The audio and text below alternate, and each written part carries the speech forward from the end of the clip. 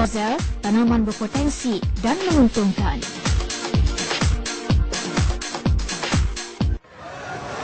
Halwa Roselle, bisa rasa air dia. Okey, terima kasih. Untuk pengetahuan anda, Roselle sejenis tumbuhan yang mudah ditanam dengan penjagaan yang minimum. Ianya juga boleh dituai dalam masa yang singkat. Mungkin ramai yang tidak mengetahui buah Roselle masih tidak mencukupi di pasaran. Tentunya bahan berikut ada kaitan dengan buah Roselle. Bersama kru Agrotech, apa kata kita ke Pasir Putih, Kelantan.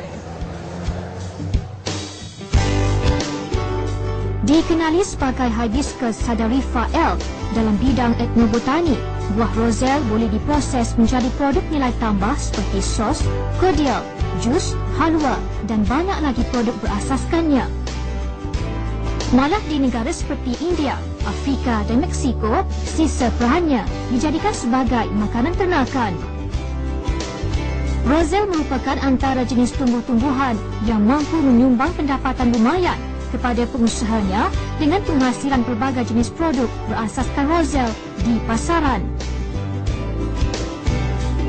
Kesedaran masyarakat terhadap khasiat buah istimewa ini menyumbang kepada peningkatan permintaan produk berasaskan Roselle di pasaran.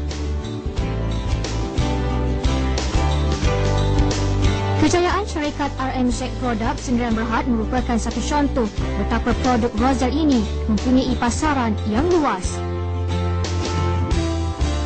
Syarikat RMZ Product mula ditubuhkan tahun 1992, yang mana syarikat ini memilih tanaman Roselle sebagai perniagaan. Yang pertama, Roselle mempunyai satu kelebihan. Yang pertama, memberi pendapatan kepada petani, dan yang kedua, kita tanam di Malaysia, dan yang ketiga, satu pilihan kepada minuman blackcurrant.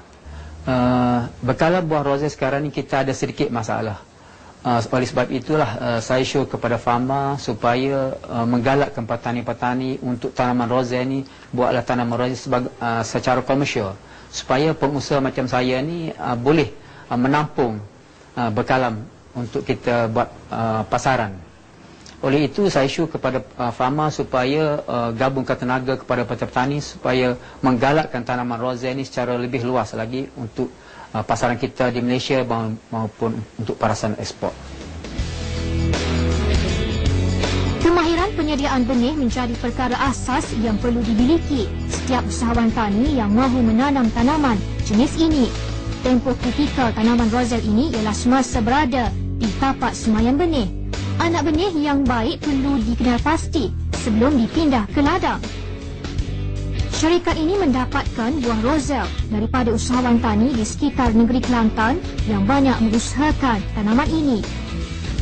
Usaha ini bukan sahaja melahirkan lebih ramai usahawan, malah banyak menyumbang kepada meningkatkan pendapatan kepada penanam Roselle di negeri Cik Siti, Wan Kembang ini.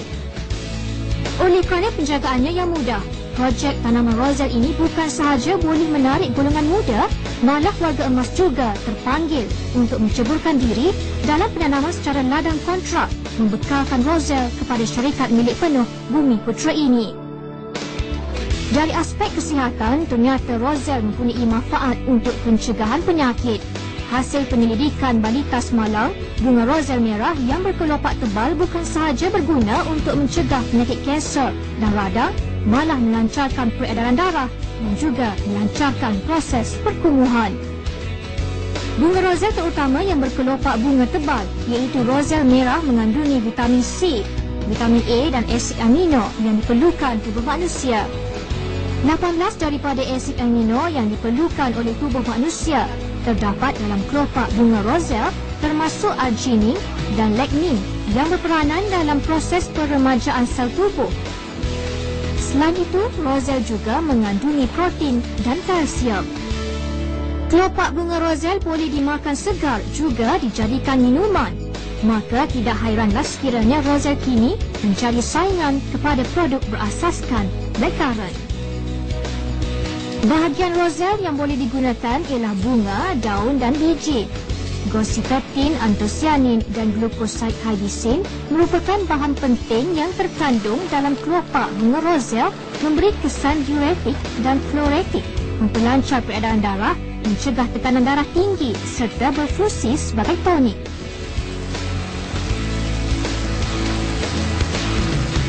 Faktor kebersihan dalam penghasilan produk berasaskan roselle oleh syarikat RMZ ini sangat dititik beratkan. Premis pengeluarannya bukan sahaja menepati piawaian yang ditetapkan dalam penghasilan produk pemakanan oleh Kementerian Kesihatan, malah mematuhi prosedur amalan penilaian baik GMP. Usahawan bimbingan Madi ini bukan sahaja memproses roselle untuk produknya sendiri, malah menghasilkan produk berasaskan roselle kepada usahawan IPS yang lain.